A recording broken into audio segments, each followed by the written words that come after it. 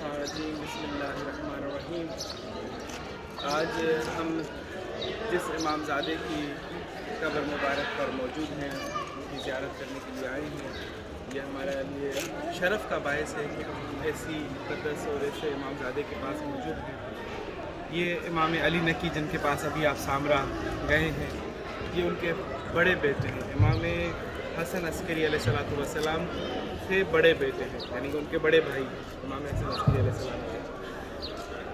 جب امام کو عباسیوں نے وہاں مدینے سے نکال کے اس طرف لے کر آئے، سامرا کی طرف، یہاں پر آ کے قید و بند میں رکھا، تو امام اپنے ان بڑے فرزند کے حوالے مدینہ کر کے آ گئے۔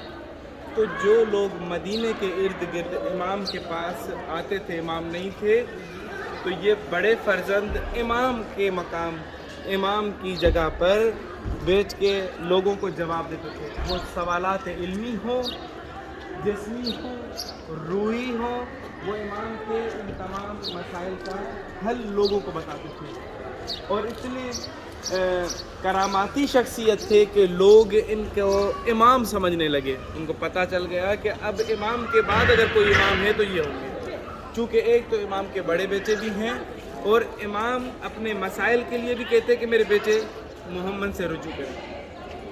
عباسی گورنمنٹ کو تکلیف ہوئی، ان کو پتہ تھا، انہوں نے حدیثیں سنی ہوئی تھیں کہ رسول خدا نے کہا کہ میرے 12 جانشین ہیں، تو انہوں نے کہا یہ 12 جانشین کا جو سلسلہ ہے یہ نزدیک ہے، چونکہ 10ویں امام علی نقی ہیں، تو 11ویں اگر یہ ہوئے تو بس انہی کے بطن سے 12ویں حجت پیدا ہو۔ جب ہم انہی کو زندہ نہیں رکھیں گے تو نہ وہ 12واں آئے گا اور نہ ہی ہمیں ختم کریں گے۔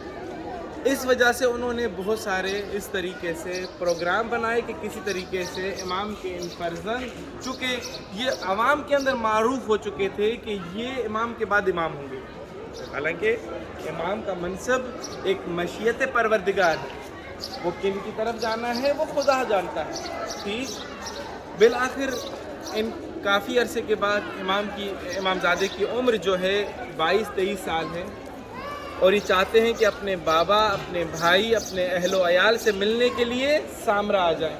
جب یہ وہاں سے چلے اور سامرا کے پہنچنے سے پہلے یہ بلد کے شہر میں جب پہنچے، تو عباسیوں نے کیا کیا، یہاں پر ان کو دعوت کر کے کسی بہانے سے، اور ان کو کھانے میں زہر دے دیا، بلکہ زہر ان کو بغداد میں ملا، اور وہاں سے جب یہ سامرا آ رہے تھے تو اس مقام پر بس زندہ نہ رہ سکے اور یہ جہاں چھوڑ کے چلے گئے۔ تو امام زادے کے ساتھ کچھ افراد آئے تھے، وہ یہاں سے دوڑتے ہیں، جہاں سے ابھی آپ اتنا سفر کر کے یہاں تک پہنچتے ہیں، وہاں پر امام کو جا کے بتاتے ہیں، جیسا کہ میں نے وہاں پر توضیح دی کہ 150 افراد کو امام لے کر آئے تھے، یعنی کہ 150 افراد وہاں پر مقیم تھے۔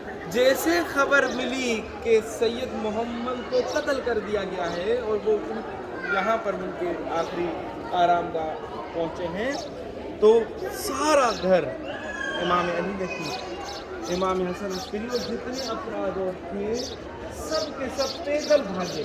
اور یہ جو سفر آپ گاڑی پر کر آئے اور چل رہے ہیں، یہ پیدل وہاں سے نکلے، اور امام حسن عسکری علیہ السلام کی یہ حالت تھی کہ گریبان کھلا تھا، پاؤں میں چپل نہیں تھی، امامہ سر پر نہیں تھا، اور دوڑے اپنے بھائی کے لیے۔ تو لوگوں نے رستے میں روکا اور کہا کہ یہ آپ نے کیا اپنی حالت بنائی ہے؟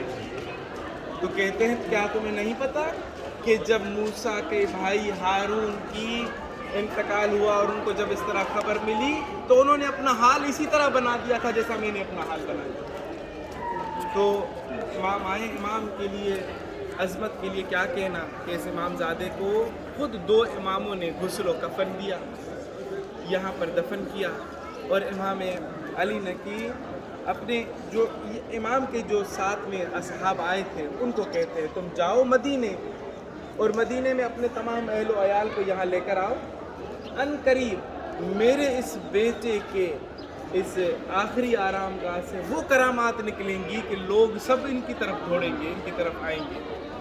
اور پھر یہ زمینیں بھی امام کی اپنی تھی، امام نے کہا یہ زمینیں بھی میری ہیں، تم جاؤ اپنے اہل و عیال کو لے کر آؤ، ایک بات۔ دوسرا امام زادے کے لیے یہ معروف ہے کہ آج بھی کوئی ان کی کوئی قسم نہیں کھاتا، ان کی کوئی قسم نہیں کھاتا. اتنے یہاں پر جتنے بھی قبیلائی جھگڑے ہوتے ہیں نا، وہ صرف اس بات پر ختم ہو جاتے ہیں کہ ٹھیک ہے تم صرف سید محمد کی قسم کھا لو، ہم نے یہ کام چھوڑ دیا.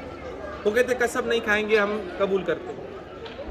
حتیٰ کہ جو چور ہے اگر کوئی پکڑا جائے تو اسے تھانوں کچہریوں میں نہیں لے کے جاتے، اسے کہتے تم سید محمد کی قسم کھاؤ کہ تم نے نہیں چوری نہیں کی.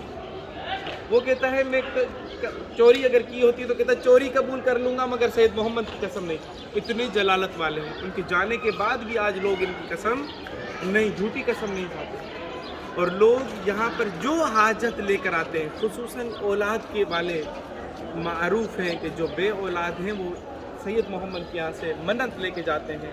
سال دیگر وہ جو ہیں ان کی مراد پوری ہوتی ہے اور وہ یہاں پر آ کر نیاز، دیگ، بکرے اور جو بھی جتنا بھی ان کو بس پہنچتا ہے وہ آ کر یہاں پر ادا کرتے ہیں. تو نفق اولاد ہر قسم کی آپ کو جو حاجت ہے، یہ امام کا فرزند امام کے اذن سے قاضی الحاجات ہیں، آپ کی حاجت روا ہیں. تو آپ بہت ہی بہترین مقدس جگہ پر موجود ہیں. اس امام زادے سے توسل کر کے آپ لوگ یہاں سے جائیں، جو مرادیں ہیں یہاں سے لے کر جائیں. انشاءاللہ اگلے سال خود یہ امام زادہ بھی آپ کو بلائے گا اور آپ کی مرادیں بھی پوری ہوں گی. آخر میں یہاں سے جب بھی دلوں کے اندر جو ہے نا یہ دعا والا جو عنصر ہے، یہ نہ فقط اپنے لیے، پہلے بھی میں نے کہا تھا اب بھی کہہ رہا ہوں، دوسروں کے لیے لے کے جائیں. اور ہم دعا کرتے ہیں مالک کائنات سے جتنے بیمار ہیں یہاں پر اور ہمارے جان پہچان والے، ان سب کو شفا کاملہ اور عاجلہ عطا فرما. جو مقروض ہے ان کا قرض غیب سے ادا فرما. جو بے گناہ اسیر ہیں مالک کائنات، سید محمد کے اس کراماتی سلسلے کے صدقے میں انہیں جلد از جلد رہائی عطا فرما.